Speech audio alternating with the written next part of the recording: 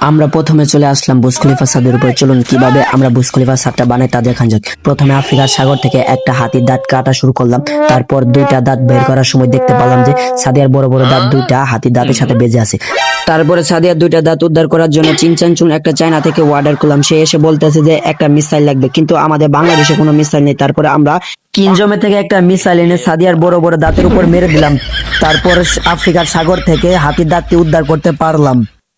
তারপরে সুমাইয়ের একটা বড় দাঁত নিয়ে বুড়িগঙ্গা নদীর একটা হাঙুরের দাঁত কাটা শুরু করলাম, কিন্তু সেই দাঁতটি হাঙুরের দাঁতটি কাটার পারদর্শ না। তার জন্য ইরান থেকে একটা ছোট মোটো একটা মিসাইল নিয়ে আসলাম। পরে দেখি সাদিয়ার দাঁতটি ভালোভাবে কাটা শুরু করেছে। কাটা শেষ করার পর বুড়িগঙ্গা নদী থেকে বাংলাদেশের 15 কোটি জনগণ মিলে বুড়িগঙ্গা নদীর থেকে হাঙুরের দাঁতটি উদ্ধার করতে সক্ষম হলাম। হাঙরে দাঁতের গর্তের ভিতরে কে ডিম পারলো, সাদিয়া না সুমাইয়া অলরেডি আমাদের 26 গবেষণা শুরু করেছে।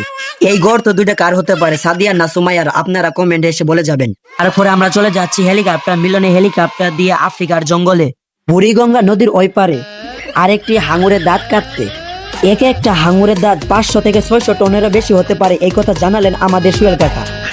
দীর্ঘ 20 বছর অনাহারে থাকার পর আফ্রিকার জঙ্গল থেকে একটা মাকাল ফল পেয়েছে, এমন ভাবে খাচ্ছে যেন সেই আলাদিনের চেরাক পেয়েছে।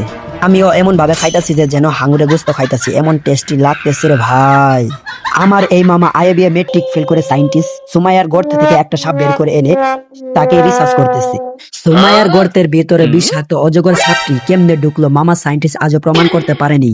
তারপর বুর্জ খলিফার ছাদ বানানোর জন্য আফ্রিকা নদী থেকে হাতির দাঁত এবং বুড়িগঙ্গা নদী থেকে হাঙরের দাঁত নিয়ে রওনা দিলাম। তারপরে এসে দেখে আমাদের থেকে ছোট ছোট সায়েন্টিস্ট আমাদের উপদেশ দেয়। তারা হয়তো জানে না এরা আইবিএ মেট্রিক ফেল করে সায়েন্টিস্ট হয়েছে। বড় ভাই সাদিয়ার একটা চাপার দাঁত এনে হাঙরের দাঁতকে কাটিং টু ফিটিং দিতে বাংলাদেশের কিছু চিংচাং চুংকে পোলাপান এনে আমরা হাতির দাঁতকে কয়েকটি ভাগে ভাগ করতেছি। এদিকে আমার মামা মাটি থেকে ঝাঁপ মেরে আকাশে ওঠার জন্য ঝাঁপ মেরেছে। তারপরে আমাদের বড় বড় দুইটা পালোয়ান হাঙরের দাঁতকে ভাঙার চেষ্টা করতেছে।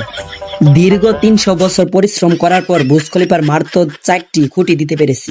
দীর্ঘ 3000 বছর পরিশ্রম করার পর আমাদের বুর্জ খলিফার ছাদটি সম্পূর্ণ করা হলো।